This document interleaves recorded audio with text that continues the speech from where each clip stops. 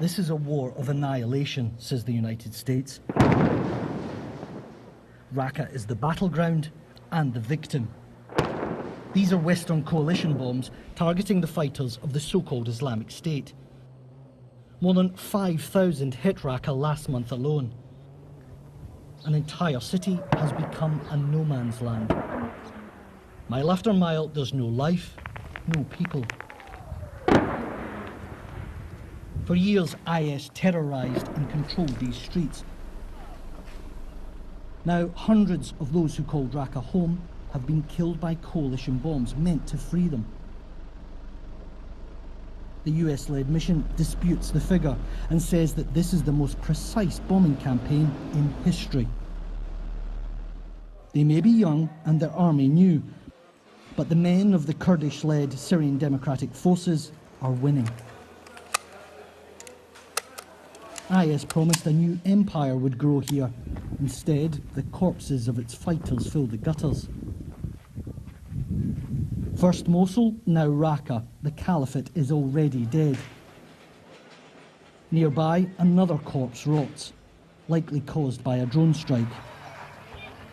The threat here is from snipers. A pause too long or a misstep, and this female fighter would have lost her head. Instead, the shot hits the wall to the right. The danger lies around corners and in Raqqa's shadows. IS rarely come out and attack. They hide and wait. There are IS fighters hiding near a mosque. The Kurds throw everything they have at the gunmen. IS return fire. All of this to take just half a mile of road.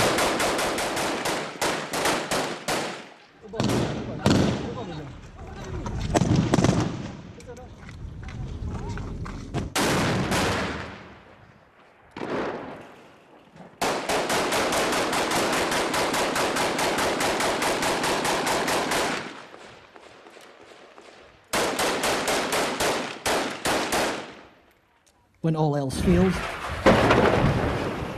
an airstrike on the IS position that might have done the trick. We wait for the all clear. The instructions are simple: run that way and be quick. But as I get to the end of the street, it's clear the sniper is still there. He fires at us, but misses. The shots ricochet off the wall by the camera. Oh, get hit right there. The deeper into the city, the greater the danger. It's an improvised war.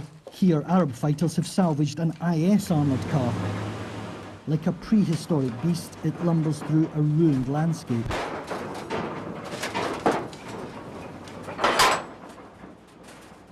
Commander Abu Abdu knows that snipers only need a tiny window of opportunity.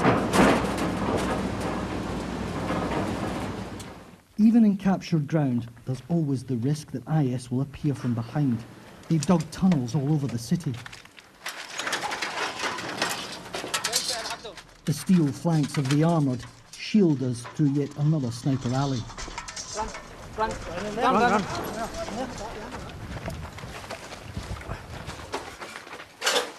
There's a sniper just around that corner, just at the end of the street. We have to be very careful here. This is the centre of Raqqa, the very heart, if you like, of the Islamic State. Naim Roundabout is a few hundred metres away from here. Locals call it the Circle of Hell. For these fighters, it's critical territory to retake, but it's much more than that, because there their comrades and their friends were beheaded, and there they were crucified. When they take that territory, they say, they will cleanse Raqqa of the Islamic State. But before the cleansing, more blood has to be spilt. One of the fighters has been shot. IS control the rooftops. The men are pinned down. They're almost in panic. They're desperate. Their comrade is just out of reach. Again, an airstrike is called in. This time it works. Finally, they can get to him. He's rushed to a field hospital. But he doesn't survive. His name was Nadine Abdel Aziz. He was 21 years old. The fighters are exhausted. They've had too many days end like this. We'll keep going. We will sacrifice our blood for our people inside, because they're having a tough time, a really tough time. Yesterday Daesh attacked us with their men dressed as women, and there were big numbers, like 100. We thought they were civilians, and they also had children with them. And suddenly the civilians and children went to the side of the road, and then they started to fire at us. In the 6 days we were inside Raqqa, we didn't see a single civilian. Thousands, though, are still trapped in IS areas. Raqqa, for them, is an ironclad death trap. They'd have to go through all of this to escape. It's not clear who is friend or foe. Raqqa was the Islamic State's Syrian capital. Now it's a city fit for no one.